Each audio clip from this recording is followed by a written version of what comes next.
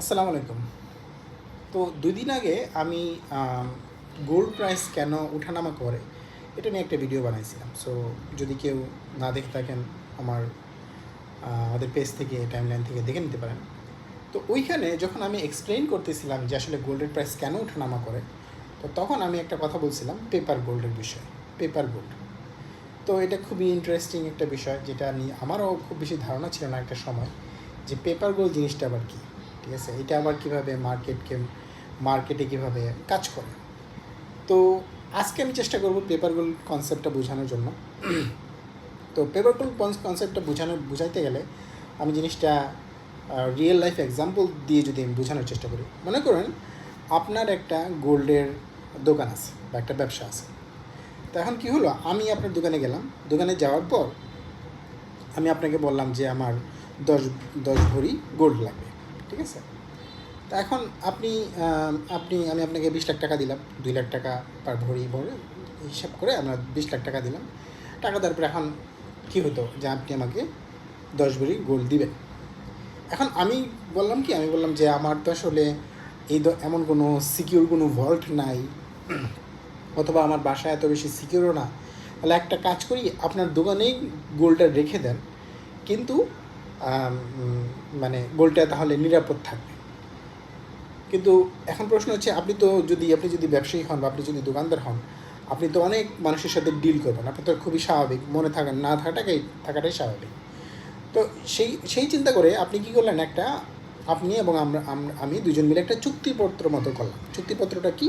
চুক্তিপত্রের মধ্যে লেখা থাকবে যে আমি আপনার কাছ থেকে মানে একটা কাগজ, সেই কাগজের মধ্যে লেখা থাকবে এই কাগজের বাহককে চাহিবা মাত্র 10 ভরি গোল্ড দিতে বাধ্য থাকিবে অমুক গোল্ড দোকান বা হোয়াটএভার, ঠিক আছে, বা আপনার গোল্ড দোকানটা।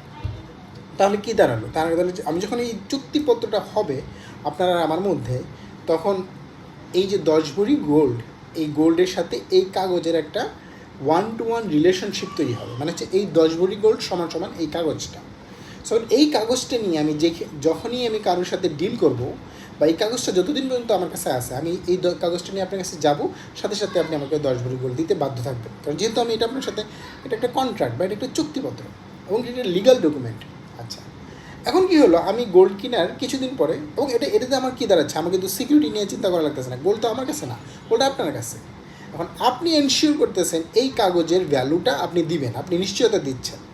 তো এখন কী হলো, আমি কিছুদিন পরে দেখলাম কি যে গোল্ডের দাম ডাবল হয়ে গেছে। Let's say for example 4 lakh টাকা ভরি হয়ে গেল। তো এখন এই মুহূর্তে আমার টাকারও দরকার। তো আমি এখন চিন্তা করছি যে আমি আপনার কাছে যাওয়ার পর 10 ভরি গোল্ড নিয়ে আসবো। এগেন সিকিউরিটি ইস্যু, অন্যান্য অনেক ইস্যু থাকতে পারে। তো আমি চিন্তা করলাম, এক কাজ করি, আমি গোল্ডটা সরাসরি ফিজিক্যাল গোল্ড না তুলে আমি একটা কাজ করব। আমি জানি আরেকজন ব্যক্তি, তার কাছে প্রচুর টাকা আছে, সো তাকে আমি কী করবো, আমি আমার এই কাগজটা তাকে দিব। তাকে দিয়ে বলবো যে আমার এই কাগজটা আপনি যদি অমুক দোকানে যান, দোকানে গিয়ে কাগজটা দিলেই ওরা আপনাকে 10 ভরি গোল্ড দিবে। কিন্তু আমরা যেহেতু এখন একটু ক্রাইসিস মোমেন্টে আছি, আপনি এই কাগজটা নিয়ে নেন, এই কাগজটার ওনারশিপটা আমি ট্রান্সফার করে দিলাম। দেওয়ার সময় আমি কী করলাম, আমি বললাম যে লেটস, আমি তাকে যদি এক্সট্রা একটা হ্যাসেল নিতে হবে গোল্ডগুলোর জন্য, আমি তাকে বললাম আপনি আমাকে 1 লাখ টাকা কম দেন। মানে হচ্ছে যেখানে আমি 40 লাখ টাকা পাইতাম দোকান থেকে, আমি এখন 39 লাখ টাকা নিয়ে নিলাম, ঠিক না? সো এখানে তাহলে কী এক্সচেঞ্জ হলো, এই দুইজন বায়ারের মধ্যে কী এক্সচেঞ্জ হলো? কাগজ এক্সচেঞ্জ হলো। এর মধ্যে অ্যাকচুয়াল গোল্ডের কোনো এক্সচেঞ্জ হয় নাই। সো এই পার্টিকুলার কাগজটাকেই যদি আপনি বিজনেসের ভাষায় চিন্তা করেন, তাহলে এটাকে আমি বলবো হচ্ছে পেপার গোল্ড। তো তার হচ্ছে অ্যাকচুয়ালি যদিও এটা একটা গোল্ড, এটা দিলে আপনাকে অবশ্যই গোল্ডগুলো দিতে হবে। সো তাহলে এই কাগজটাই আমার তখন পেপার গোল্ড হিসেবে কাজ করবে। আচ্ছা, এখন এখানে আসলে আমাদের গোল্ডের প্রাইসের কী সম্পর্ক এসে পড়ে, এই জায়গাটাই হচ্ছে মূল খেলাটা শুরু হয়। যে যখন কিনা মনে করেন আপনি হচ্ছে দোকানদার, যতক্ষণ পর্যন্ত এভরিথিং ইজ 1-to-1, মনে করেন আপনার ফিজিক্যাল গোল্ড দুনিয়াতে যে পরিমাণ আছে এবং সেই পরিমাণ কাগজ আছে, ততক্ষণ পর্যন্ত এখানে কোনো সমস্যা নেই।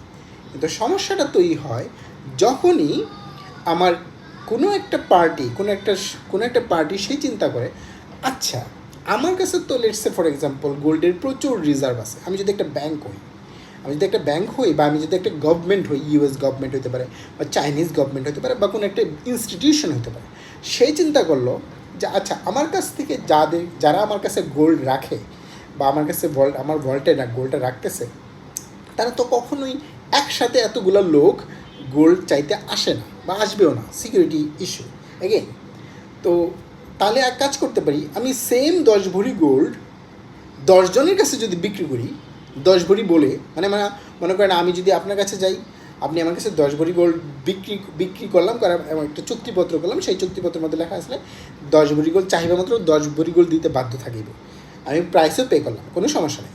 তো আরেকজন আসলো সেমভাবে, আপনি তার কাছেও 10 ভরি গোল্ড, কিন্তু আপনার কাছে কী দাঁড়াইলো, আপনার কাছে কিন্তু আদতে আছেই 10 ভরি, কিন্তু আপনি এই সেম 10 ভরি গোল্ড আরও 10 জনের কাছে বিক্রি করবেন, যেটা অলরেডি এটা কিন্তু হয় যে আমাদের দেশেই যখন কিনা আমরা জায়গা জমি নিয়ে কাজ করি, তখন একই জায়গা আপনি দেখবেন মাল্টিপল পার্সনের কাছে বিক্রি হচ্ছে।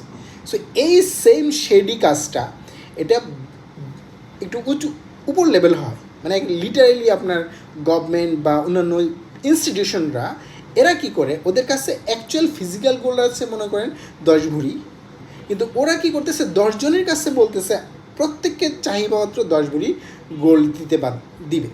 তো এখন সবাই কিন্তু এখন কি দাঁড়াচ্ছে, এই কাগজ জাস্ট পেপার গোল্ড নিয়ে ওরা নিজেদের মধ্যে লেনদেন করতেছে।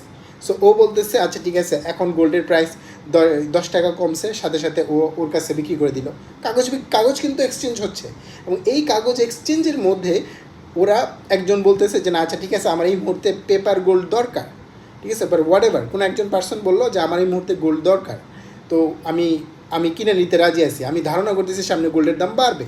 তো সাথে সাথে কী দাঁড়ালো, সে কেনার সাথে সাথে যেহেতু ডিমান্ড তৈরি হতেছে, ওই পেপার গোল্ডের প্রাইসের ডিমান্ড বেড়ে যাচ্ছে, ডিমান্ড বাড়ার সাথে সাথে কী দাঁড়াচ্ছে, গোল্ডের প্রাইসটা বেড়ে যাচ্ছে। যখনই বেড়ে যাচ্ছে তখন এটা আমরা যারা ফিজিক্যাল গোল্ড নিয়ে আমরা কিনতে চাই, যেমন আমার হয়তো ওয়াইফের জন্য বা আমার বাচ্চার জন্য বা আমার মায়ের জন্য যখন আমি একটা গোল্ড কিনতে যাবো, আমি তো ফিজিক্যাল গোল্ড লাগবে, আমার তো এখানে পেপার গোল্ডের কোনো কাজ নাই।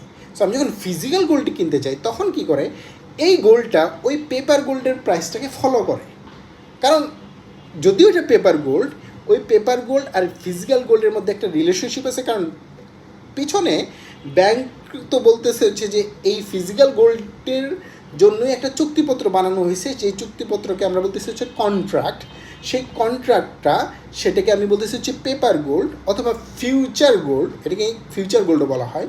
সো ফিউচার গোল্ড, এই ফিউচার গোল্ডের প্রাইসের উপর বেস করে কিন্তু আমাকে ফিজিক্যাল গোল্ডের প্রাইসিংটা দেওয়া লাগতেছে, কারণ আমি যদি এখন দোকানদারের কাছে যাই, সে যখন আমাকে গোল্ডের প্রাইসটার কথা বলবে, সে কিসের প্রাইসের কথা বলবে, তার তো একটা প্রাইস বলতে হবে। সে তো পেপার গোল্ড যদি এদিকে হয় হচ্ছে 300 টাকা, সে তো ফিজিক্যাল গোল্ডের প্রাইস তো নিশ্চয়ই 600 হবে না, অথবা 100 হবে না, 300-র কাছাকাছি হবে। সো তখন এইভাবে করে পেপার গোল্ড এবং ফিজিক্যাল গোল্ডের একটা কানেকশন তৈরি করে ফিজিক্যাল গোল্ডের প্রাইসটাকে ম্যানিপুলেট করা হচ্ছে পেপার গোল্ডের মাধ্যমে। সো আশা করি মোটামুটি বোঝা গেছে যে পেপার গোল্ড জিনিসটা কী। তবে এখানে আরও অনেক বড় গেম পিছনে খেলা হয়, যেটা চায়না, রাশিয়া, তারপর হচ্ছে ইউএস, ওরা খেলে, এবং ইনশাল্লাহ ভবিষ্যতে আমরা আরও ইন্টারেস্টিং বিষয়গুলো নিয়ে সামনে উপস্থাপন করব আমাদের এই ম্যাক্রো অবজারভারে। আশা করি নতুন কিছু বুঝতে পারছেন, নতুন কিছু জানতে পারছেন। যদি ভিডিওটা পছন্দ হয়ে থাকে, লাইক, কমেন্ট, শেয়ার করে রাখবেন। আনটিল নেক্সট টাইম, আসসালামু আলাইকুম।